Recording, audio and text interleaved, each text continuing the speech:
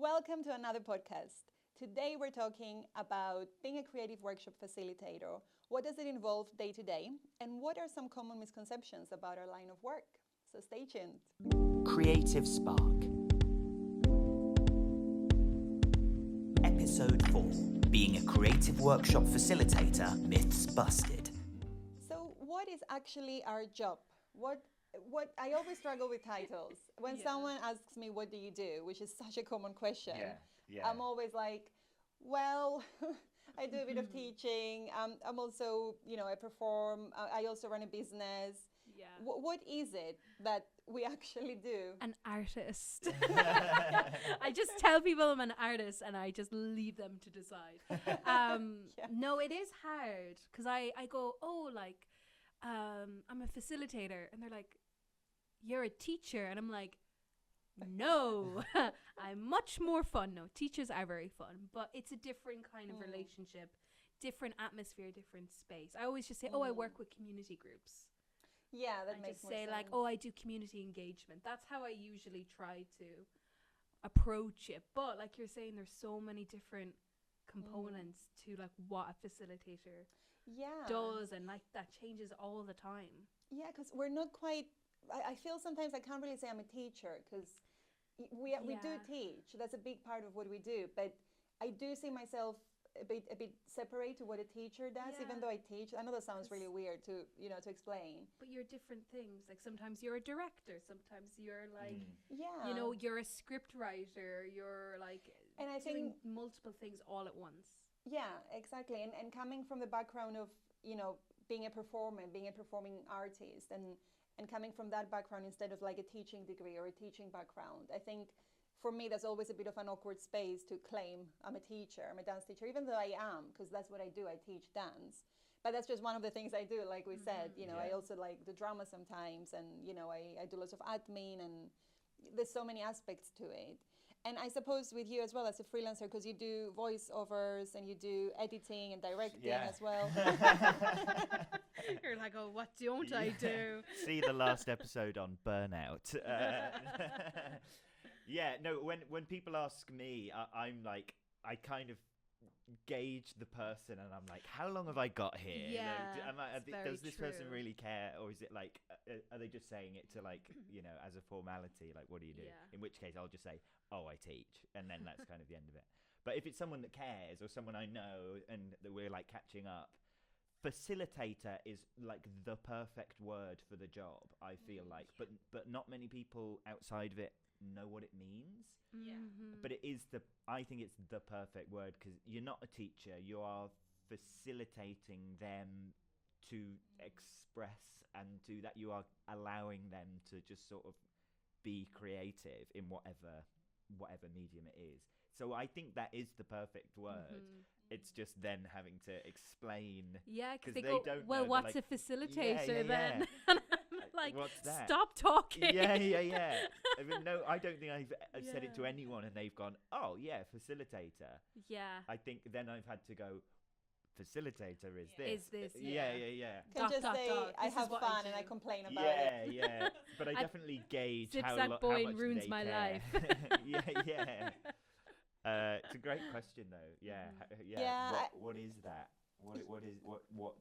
What is our job? And I think it is facilitator. There's no better word. I have that with my signature in emails as well. I'm like, I've had it like different, so I changed it so many times because I'm like, what do I put? Am I a dancer? Am I an actor? I do a bit of both, but then am I like the director of a company, or am I performing arts teacher? Am I dance teacher, drama teacher? Because especially like people who've known me for a while, who've thought like, oh yeah, I was doing dance forever, and then I kind of went into acting, and then I went back to dance, and they're like, so what is it?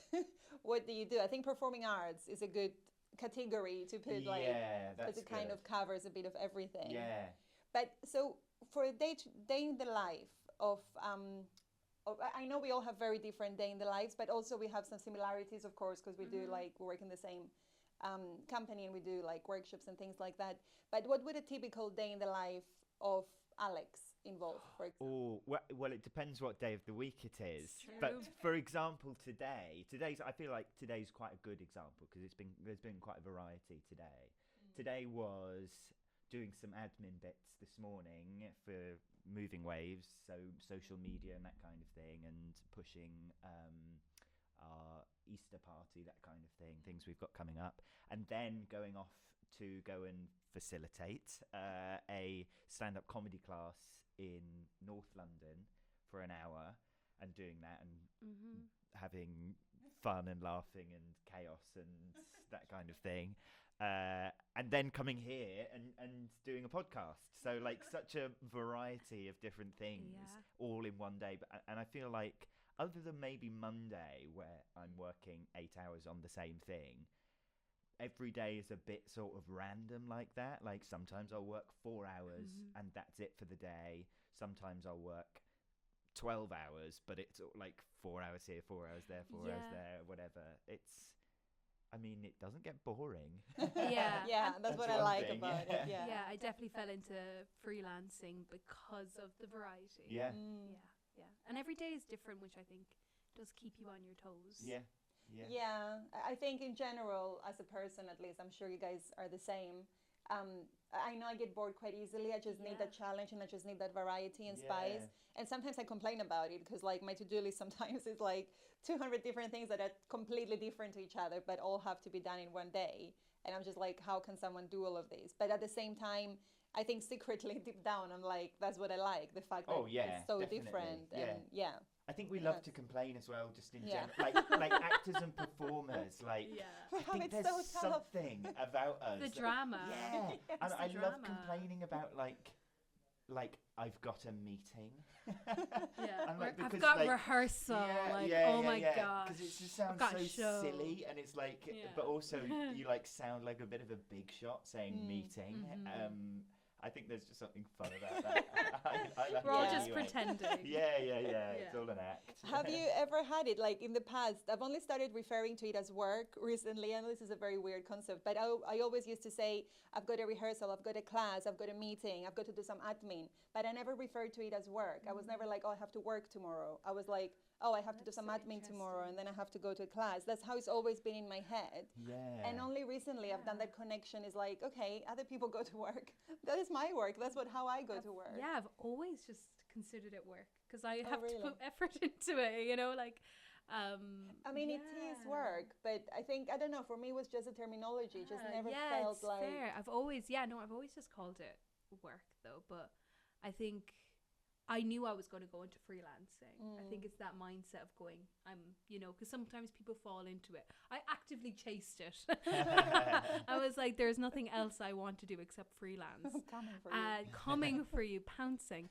And I think that's partly that, maybe that mindset that I was like, yeah, I'm going to work. Like, because like at the moment I'm working like freelance and doing admin with Moving Waves as part of that, but also I'm rehearsing I have my own theatre company as well, and we rehearse, and I refer to that as work as well. I think it's part of being like, oh, I'm an artist, like whatever I'm doing, it's important, and like I should treat it as such. And like, I think that refers, to the last episode about burnout and prioritizing and blocking out. If you refer to it as work, you're going to like, I think, I think that helped. That's a really good point, actually. Yeah, if you refer to, because I think that's something I haven't been doing for years. Like I said, it was just, even though it was work, I never referred to it that way. And then I ended up working crazy hours, doing everything I'm not supposed to do at, times I'm not supposed to be working. I'm just there like typing away or preparing a class or something. Yeah. I think it's important. For me, again, it's who am I talking to? It's like, let me tailor this. Do you care? Like, is it just easier for me to say work? That's true. Or do they know me well enough that they know I've got 8 different jobs or whatever, and they'll go, well, which work? And then I can go, oh, I'm doing admin, or I'm actually just off to go and do some facilitating or whatever. That's so funny. Yeah, depends. Depends who's talking. Yeah, because a lot of my like friends who are not like, I've quite a few friends who aren't in the arts, that they do like, they're like doctors or nurses or whatever, and they're just like, what are you doing today? Like, which company, or like what workshop? And I think for us, it can be, once you get into a good flow, it can be quite easy to go, oh yeah, I'm just going to work. It's a Tuesday. And they're like, So you have a workshop in a nursery in the morning, then you're going to an after school club, then you're doing a podcast, then you're blah, blah, blah. And we're like, yeah, it's Wednesday, you know. Yeah. I don't think we give ourselves enough credit for what we're doing as well. No, 100%. We like to complain, but we don't we don't give praise when it's due, I don't think. And I think being able to adjust to all these different environments in one day and meet all these different people in one day, like, you know, a nursery, you meet all the children, you meet the staff, your parents, whoever you meet, and then you're off to the next job, and then there's a whole bunch of other people to meet and socialize with, and you know, there's so much that comes to it, and also the planning time and the admin time that's involved. All of the it. travel, all of these things. So even though it might seem like it's 1 hour here, it's 1 hour there, and to someone might seem like, oh, you only work 3 hours. It's not quite like that, because there's a lot involved in what we do. Yeah, like today, I think of today as a 12-hour day because I started working at 9 a.m. and I probably won't be home until 9. So I'm like, I'm taking that as a 12-hour day, even though half an hour of that was for lunch. Probably about 3 hours of it was traveling. All in all, you know, it's not actually a 12-hour day, but if I think of it like that, then I'm like, great. You're still on the go. Yeah. And then after that, you know, 9 o'clock, or if I get home earlier, great. Then I can just go, cool, work's over, relax, and then I can just, And what would you say are some common misconceptions about our work? That it's just like drama games. Like a lot of it, like, you know, I talk to people and they're like, oh, you're so lucky you just get to play for a living, which is true. A lot of what we do is play, but also I think a lot of what we do is like letting people explore something. I think you said that earlier when you're talking about facilitator is the right word, because we're facilitating a topic or a conversation among a group of people. There's a lot more happening in the room than, oh, they're just playing grandmother's footsteps again. You know, I get that a lot where people are like, oh, but it's not a real theater is what you're doing. I'm like, yes, it is, because how do you think you ended up as an actor? You probably started in a space like what we're providing, you know? Yeah, and it's a very giving position to be in as well, because you just have to give that space to people and create the space and be fully present, and you're just constantly giving as well, which is not to be underestimated. I think facilitating a workshop, how much of you actually use. You're not just standing there giving them games. You're also giving connection. Like, I think we all can think of participants that we've had in a workshop that we've bonded really well, or like built a really good repertoire with as well. And I think like we also receive a lot back as well. 100%. I mean, it's quite a rewarding position, I think. Because that's the other thing I get, is that people go, oh my goodness, that's so rewarding. I'm like, yes, but it's, you know, it's like any job. It has its highs and its lows. It's only like rewarding because it's so hard. It's like it wouldn't be. You wouldn't get that the satisfaction if it was just golden every week. It would. I think then it would get a bit boring. And it's groups of people you're dealing with, like, and especially children. Like, it's not going to be golden every week, you know. One big misconception I often get for especially when facilitating after school clubs is that it's just childcare. It's like it's just all the kids are there because their parents need someone to look after them for an extra hour while they're at work. And that may be true for some of the kids, but that doesn't mean they don't love it. And it also doesn't mean that that is the case. Like, sometimes the kids want to do the after school club because they want to do the after school club, and that also doesn't make it easy, because there's so much that goes into each of these things. And it does annoy me a little bit when they're just like, oh, that's just like another form of childcare. And I'm like, obviously there's a part of it that is that, but it's so much, it's more than that. It's like, also the planning as well. Like, and the expertise that you guys bring, you know, that as a workshop facilitator, you bring to the table your years of training, years of being in the industry, whether you're working or you're teaching or like growing up as a child as well, these experiences.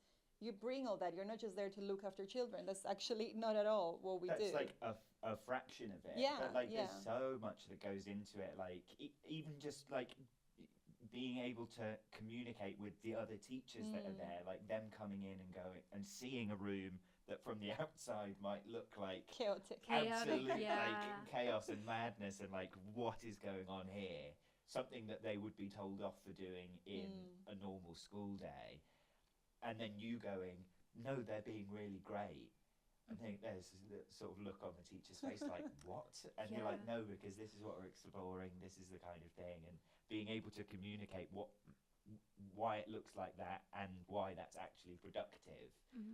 Being able to explain that is just a whole nother aspect. But I think you can only have that from experience from like outside of facilitating anyway, like. And going back to not underestimating as well, like our job and everything that comes with it. I mean, it took me a very long time to get to the point to be like, oh, I'm not just a dance teacher, I'm not just, you know, a workshop facilitator or, you know, whatever I used to call myself before.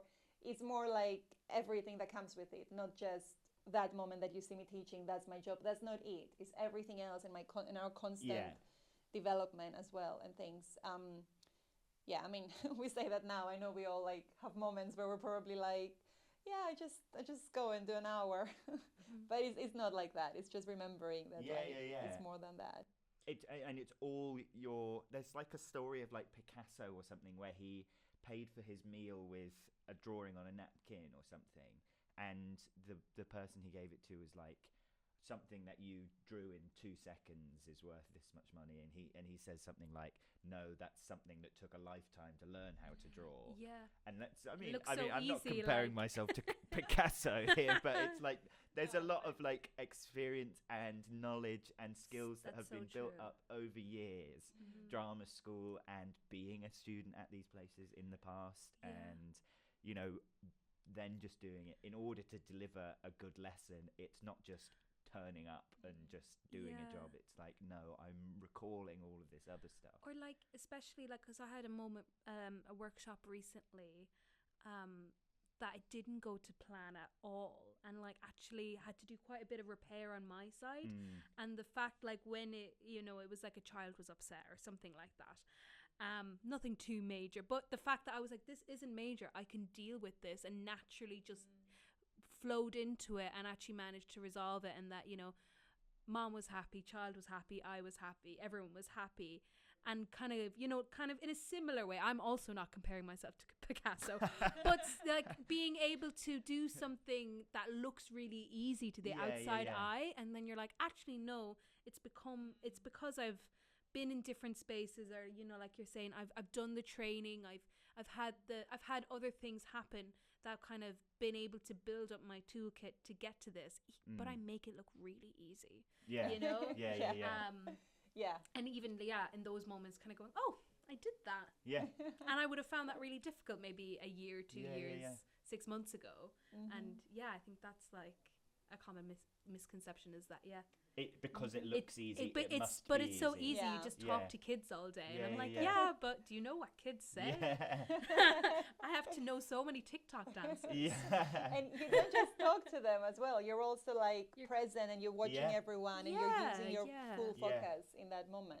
You're really listening. Like I was chatting to a facilitator today about like being nosy as a facilitator and like listening for like things that they really like, or like, you know, like I think I've talked earlier about this, the young person that I know that loves border collies, like being able to like bring them in because you are really engaging with them as well. There's a really cool analogy that I've seen it applied to like writing before, but I think you could equally apply it to a lot of things, and I think it's called crochet, where you have like a design on the front that you've made look pretty, but then if you flipped it over and looked at the back of it, you see how it all links up.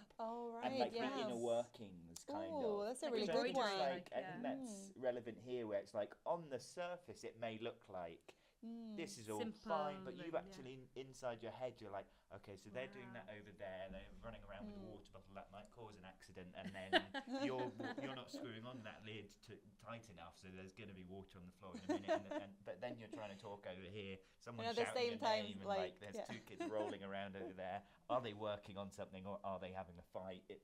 There's so many things, and then a teacher comes in and you're like, it's all right, I'll put my eye on all of these things, and then because on this side of it it's a little picture of a flower or something. You see it in performers as well, don't you? They make it look so easy, whether they're dancing or musical theater performing or anything. You just think, oh wow, they just get on stage and you don't think, because you just look at them and you're like, wow, they make it look so easy. They're just like singing and dancing and they just get on stage and do that. But it's not. It's everything. All the years of training and the hours of training to get to that stage is like a very different level when you compare to what you see on stage and what to what you think is the work when you see it on stage. What comes behind that is like, you just realize. And what would you say makes a good creative workshop facilitator? Adaptability. Like, I was going to say the same thing. I was going to be like being flexible. Yeah. When we did, I think we mentioned the training session in the last one. You both made it quite clear that, like, even though you may plan a whole hour, you may get through half of that. You may get through none of that. And I think there was a bit part of me that was like, well, they haven't seen my lessons yet. It is going to be captivating. They're going to love them. And then having that wake-up call on day one of like, oh no, these guys clearly know what they're talking about, because I don't think we did a single bit of my lesson plan, because it was just like crowd control for the first one. And at that point, pulling stuff out my back pocket and going, right, how can I do a game here that's going to create an energy of focus, so that then we can start to do some of the things on my and get them lesson excited about it. It's reading the room, adapting what you've done so that it fits what mood they're in or the vibe of the day. Plan Bs, I think, is the most important thing. Being able to be like, okay, scrap that, it's not working, but I have X, Y, Z to bring in that I already thought about, or even just like a palette of games that usually work and can be adapted to different age groups and levels and abilities.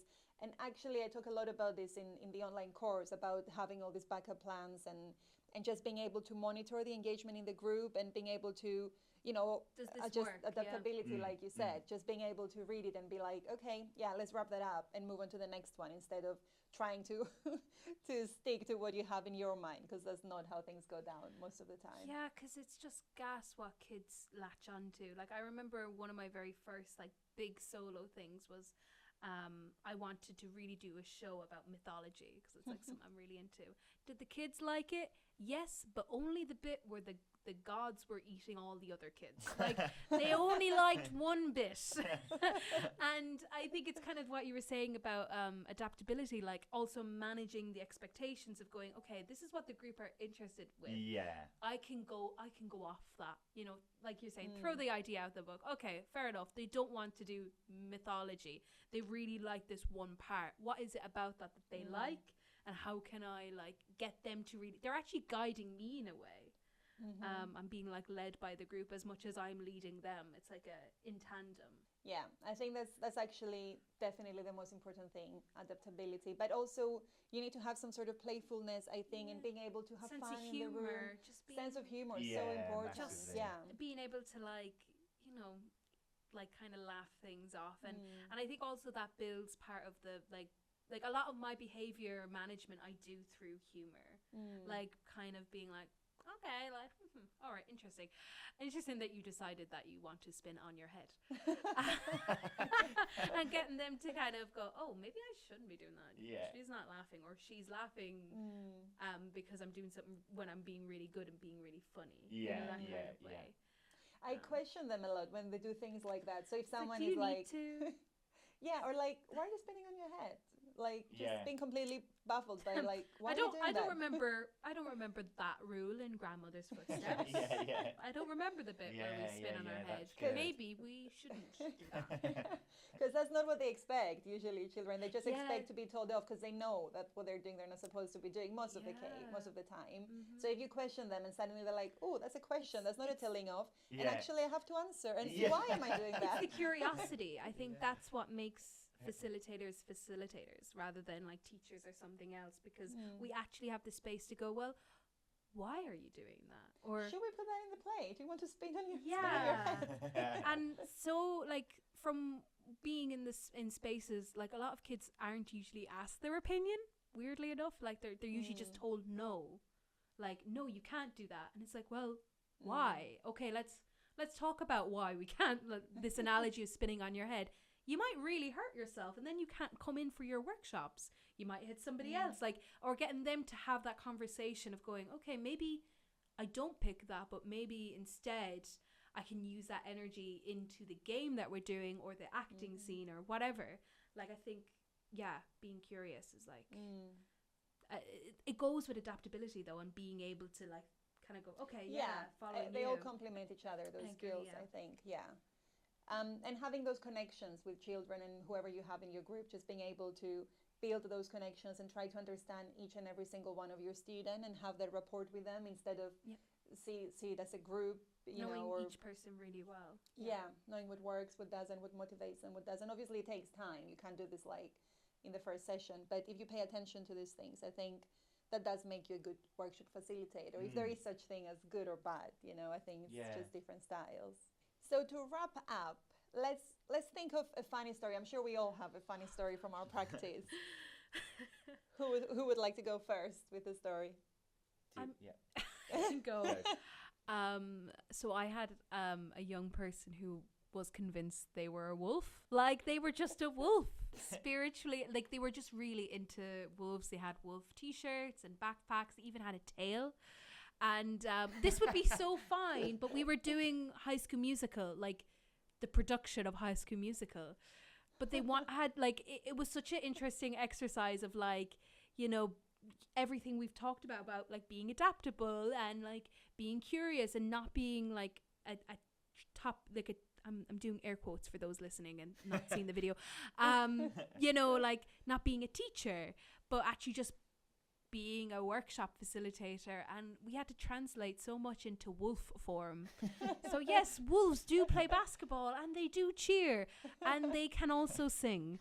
That one was hard because they really wanted to howl, and we found moments where they could, which actually, looking back, was just, I felt like I learned a lot from it too, but it was really, really funny. Like, it was kind of like, I can't believe this is my job. Like, how lucky am I to work with somebody who's a wolf, like, it's back to adaptability, isn't it? Yeah, it's just being able to I don't know, I think it's also like just the joy of just being a kid and just wanting to like, hey, I'm a wolf, and I'm like, so fine with me. Go Troy Bolton, go. I've had similar situations actually with just kids wanting to be cats or wanting to like, during dance they just like, or they wear like their cat ears and they just dance and they just keep looking in the mirror going like that. Oh, kids in mirrors is a great one. Kids love licking mirrors. They're like just obsessed with looking at themselves, and I'll be like, eyes over here, please. And they're just like, sorry, and they're like doing their hair and like posing. Or so funny. I love kids with mirrors. Or have you ever got like a card, a Christmas card or whatever? I once got a Christmas card that had a design on it that I couldn't quite work out what it was, and I was really grateful for it. And I won't say the name of the person who gave it to me. I think she was like 6 at the time. And I was like, thank you so much for, drawing this and giving it to me. And I was like, what is this? Is this a star? Because it was like Christmas. And she's like, no, that's lightning. And I was like, oh, okay. And then there was a house underneath. And I was like, and whose house is that? And she's like, your house. And then I opened the card. And inside there was, me apparently, laying on the floor. And I was like, thank you so much. I love this not very foreboding card. Oh, that's so sweet. She's like, that's you. And there was that moment of like, I was very grateful for it, but it was such a funny moment. I was like, so you drew me a Christmas card getting me killed by lightning, and you made it very clear in the next page by me laying on the floor of the card. That's so it wasn't even a question mark of whether I survived or not. It's like, Merry Christmas.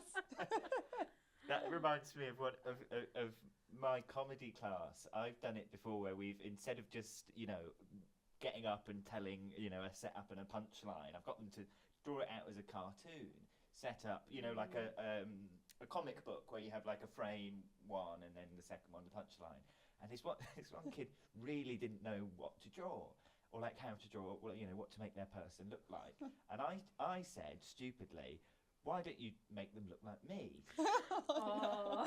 And so I come back. You were asking for this. Oh, I I was feel. asking for it. I've got thick skin, so I didn't care anyway. I come back 5 minutes later to come and see, my likeness in child crayon form. And there was something going on with the eyes. And I was like, what's that? Are those my eyelashes? Have I got mascara on? And he looked me dead in the eye and said, no, they're your bags. I was like, oh, thanks.